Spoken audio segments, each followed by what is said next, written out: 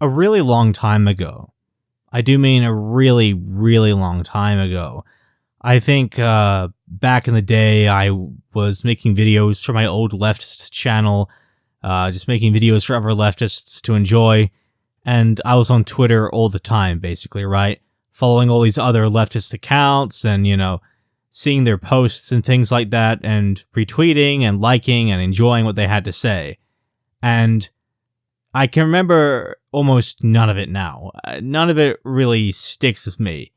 Even though there was certainly some good content, even stuff I would agree with today, of course. Not much really pokes my brain.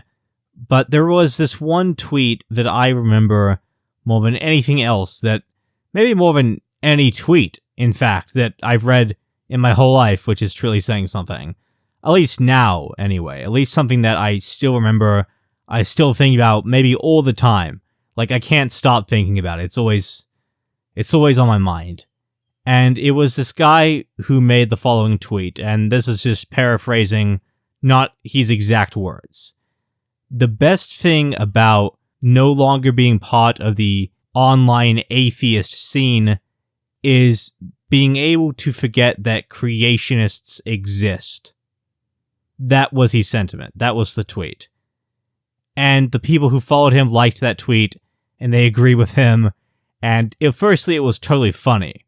Obviously, it's hilarious. But it really got me thinking about the nature of outrage, the nature of obsession, of being online, especially for those chronically online. Not myself anymore, but certainly who I was at the time, where I was so obsessed with ideology. I was so obsessed with being right and putting down those who were wrong and criticizing people and criticizing this and that I forgot that the things that I've genuinely, absolutely hated were basically eating me alive, were consuming all my time, my attention, and were fueling my rage. And today there are still so many things that are fueling my rage, and it's horrible, and I've got to try to learn to deal with it, and I'm trying, and it's difficult. Obviously, it's difficult for everyone, because if we could just get over these things, not be annoyed by them, obviously we would, that glaringly so, that goes without saying. But the things that piss me off today are things that are unavoidable. Not that being pissed off isn't a choice, it is a choice. A difficult choice not to make, but it's still technically a choice. But the problems and the injustices and the structure of society which I encounter and endure are things that are out of my control, right?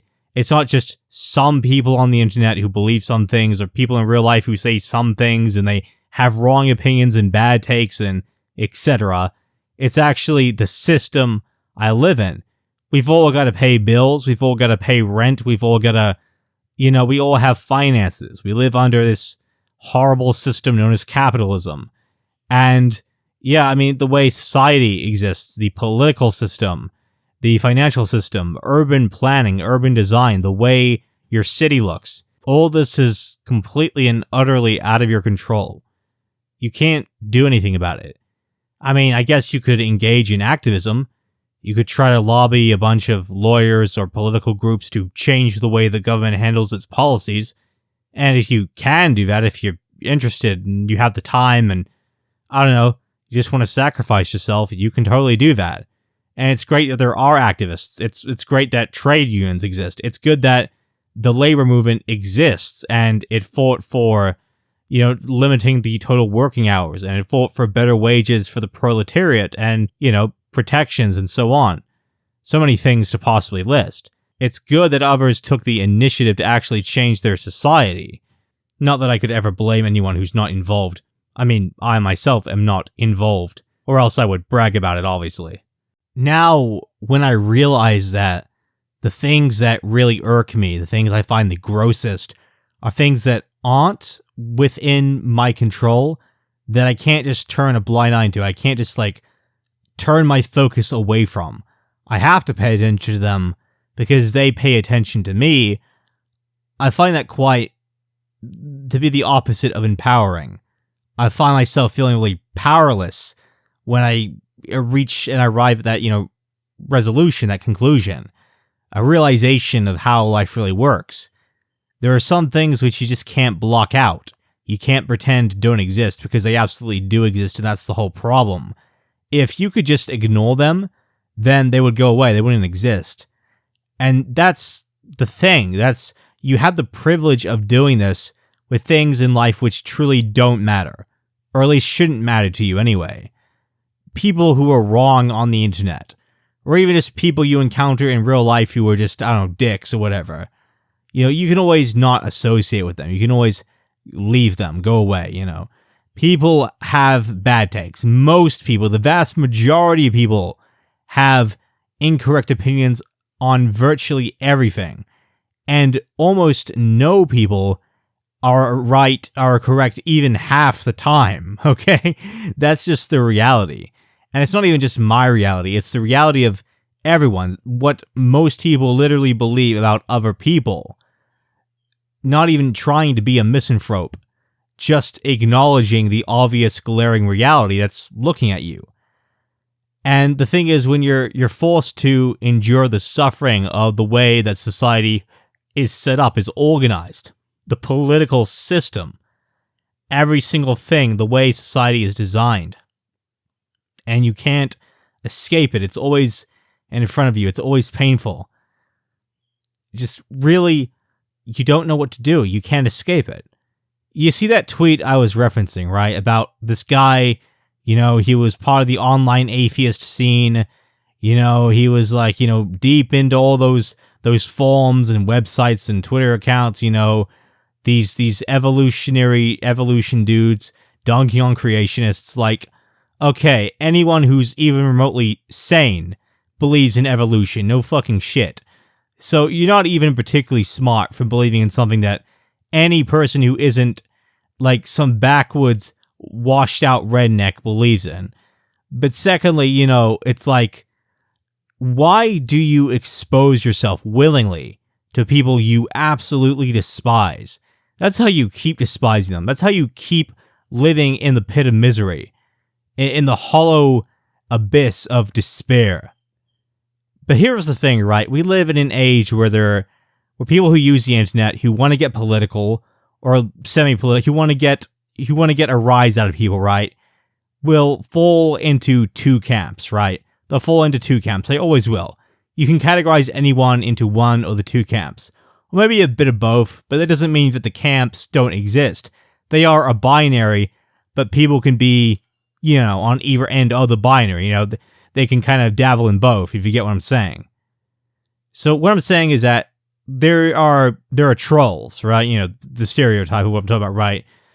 Trolls. There are people who get on the internet and go out and intentionally try to offend people as much as possible. Sometimes to make people's lives miserable, like full-blown doxing, going on kiwi farms, digging up people's information, leaking their addresses, like, serious shit, right? Or it could just be like mundane, trivial stuff, right? Like just going to someone's like social media profile or commenting under their videos and calling them a faggot or whatever. Mild stuff, basically. It very much varies with the individual troll. But I made a video on Encyclopedia Dramatica, and that is a troll wiki. I mean, the whole point of that site is that every page, every article, every subject you look up is intended to be as offensive and grotesque as possible, as inhumane and just putrid as can be made. And you will even encounter, very frequently in fact, just on like normal articles, right, most like normal subjects, full-blown like grotesque porn images, like out of nowhere, just like a dick entering into a mouth, just gross shit, just close-ups of fucking and just genitals and genital warts and like fucking diseases and diseased people. And if you want to see all that at max, you can just look at the offended page, though I very much recommend you do not do that. In fact, I discourage it to the fullest extent possible. Like that there is a troll site, right?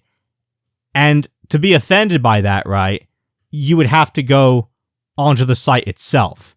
You would have to go, you would have to literally search up Encyclopedia Dramatica. It doesn't just appear randomly, right?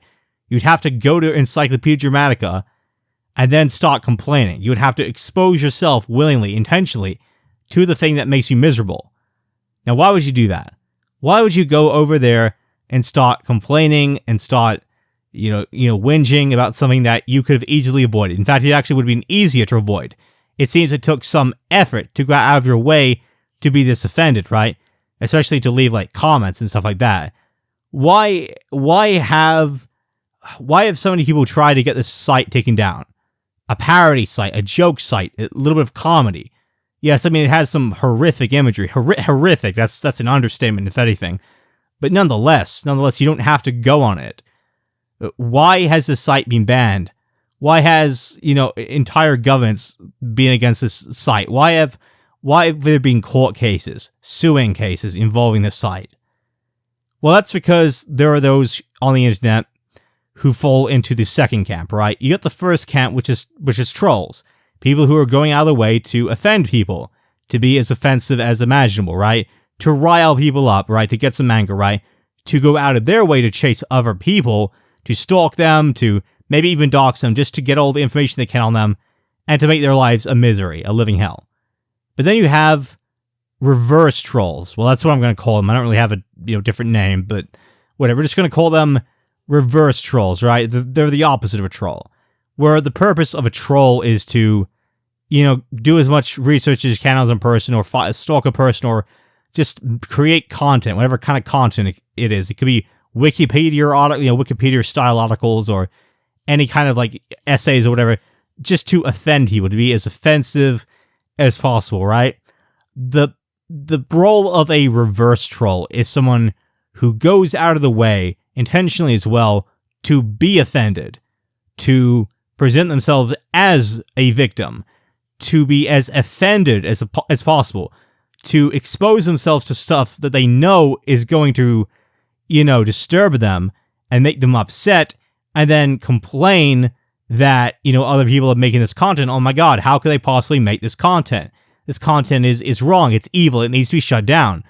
To expose yourself to stuff that you don't like intentionally, and then say that stuff should be censored, it should be shut down, it should be criminalized, the people behind it should be apprehended by the fucking state police or whatever.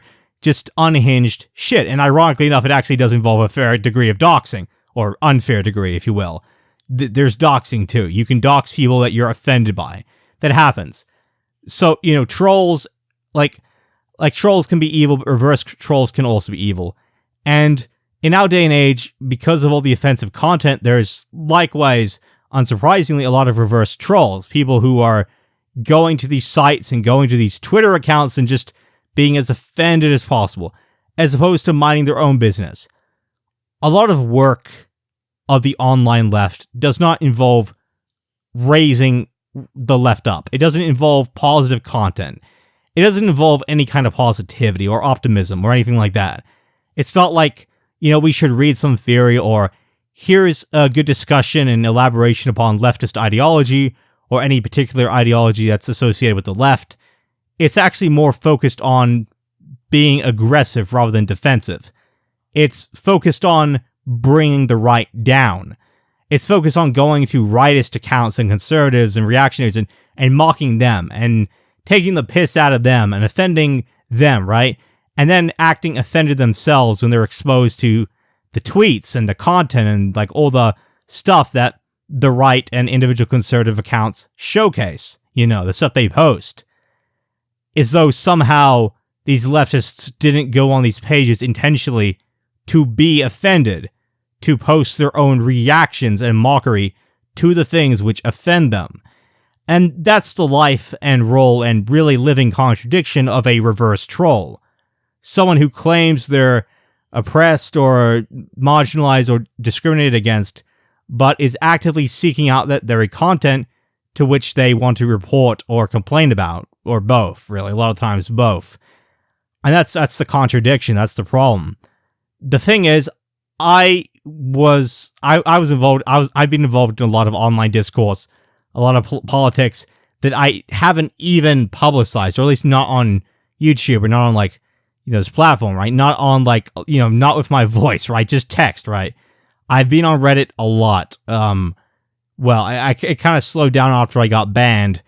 I I racked up quite a lot of karma, positive karma, so that was cool, but it was kind of a waste of my life just getting offended by people and things and arguing with people that are way too stupid to ever, be convinced of anything. And that was my problem, basically. I still have a bit of that problem, but nowhere near to the same degree. And I've done many things. I've been on Twitter. I got so many Twitter accounts deleted, actually. Too many to count. I've been in pointless arguments, pointless debates with people on that site, and other sites, and a bunch of sites. Just too much, let me just say. It's been going on for a long time, but I haven't been in that situation for a bit now, right? I've been pretty chill, right? I haven't been, go in those pointless back and forths with people, right? Because those never lead anywhere. You'll never ever convince anyone.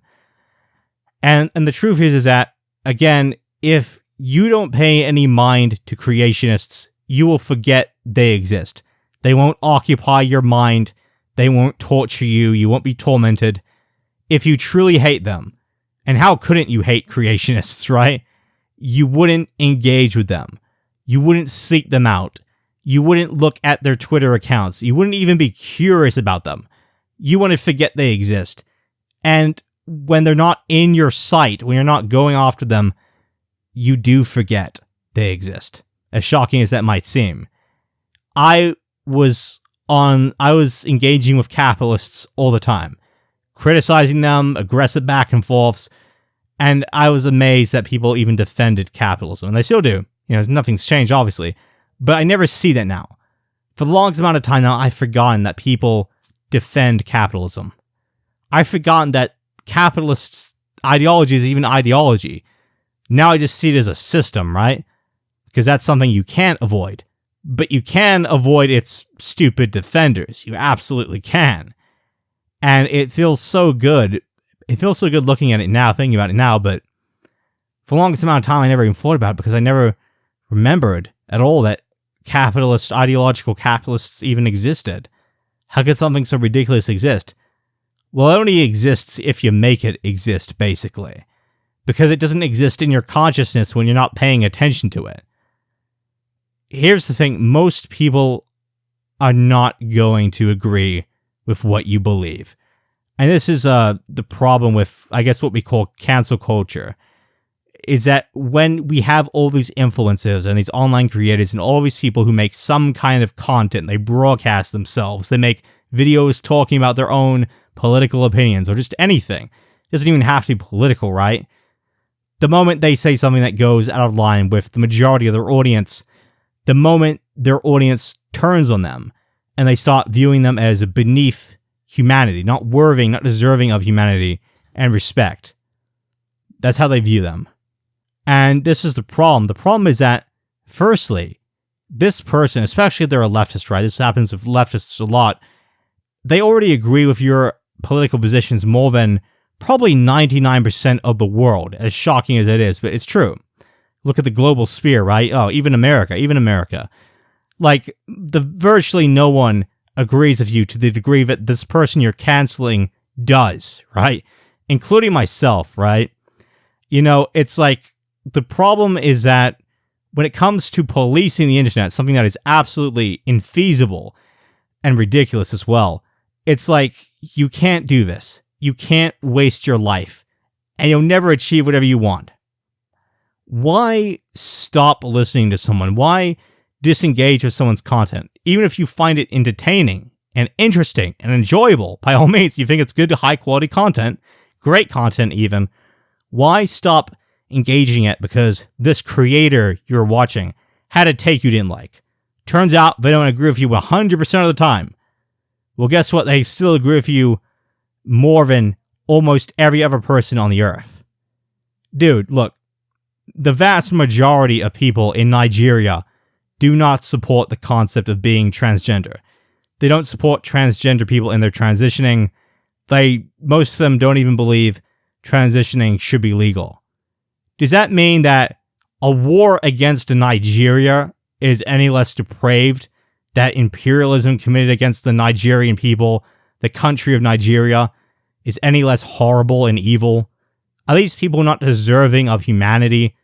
Of course they deserve humanity because they're human beings, just as human as anyone else. And I may not agree with their takes, their opinions on transgender people. That's what makes me progressive. That's what makes me left-wing. I disagree with them. That doesn't mean I disagree with their whole existence, or I think that they must be terrible people, or they're wrong in every context ever, relating to every opinion that a person can hold. Absolutely not. That's ridiculous. It doesn't mean that we should drop some fucking nukes on them. That's depraved. Depraved, immoral thinking. What it means is that I simply disagree with that individual opinion that they hold. That's all it should mean. You know, this whole character assassination is what's taking things too far. So that's what I mean by a reverse troll. Someone who is obsessed, just going out of their way to be offended by as many things as possible, to the point where they don't see others as human or worthy of respect, and they don't give people the humanity they deserve, or the respect they deserve. Well, guess what, dude? Everyone changes their opinions. Unless they're an idiot, basically. You have to be a little smart, just a little smart to be able to change your opinions at all. And very smart indeed, to do it all the time. That's what character progression is. You know, and people just because people hold an opinion in the current time, because they believe something now, that doesn't mean that they will believe it forever. No, dude, people change. Even countries change. Even the attitudes of many countries towards certain things, right? Including transgender rights and etc. Those change over time. You know, the whole point is that you want to give people humanity. You want to give people respect so that they one day do change their view and they're able to respect others as well. That's how it is. And that's maturity, is just recognizing that. That's all that it is. So yeah, you know what? I'm really glad I don't have to hear from capitalists anymore. And I'm glad I haven't heard the apologists for this system in a long, long time. But if I'm ever going out of my way to mock capitalists or anything like that, or anything they say or do, it's going to be because I find that entertaining. Not out of rage, not out of some compulsion within me, but because I can make some kind of content with it, or I can have a little bit of a laugh, some fun, a chuckle at their expense. And that's what it should be about. Any kind of lurking, any kind of research. It should be about you. You don't let them occupy your mind. You do exactly what you want.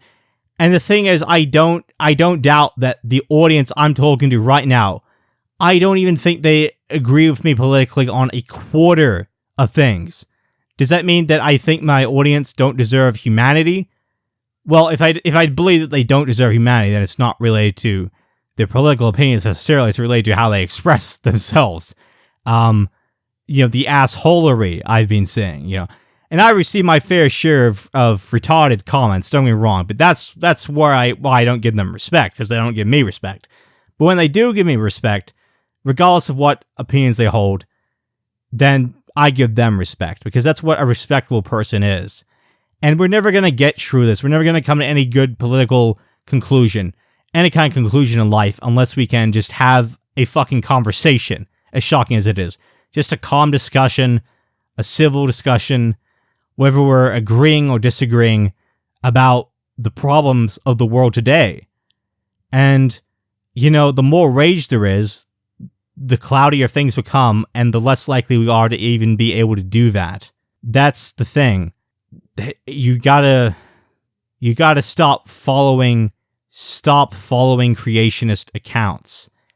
And when you do that, instead you can focus on what you actually love and like in life. And you can stop letting other people control your every thought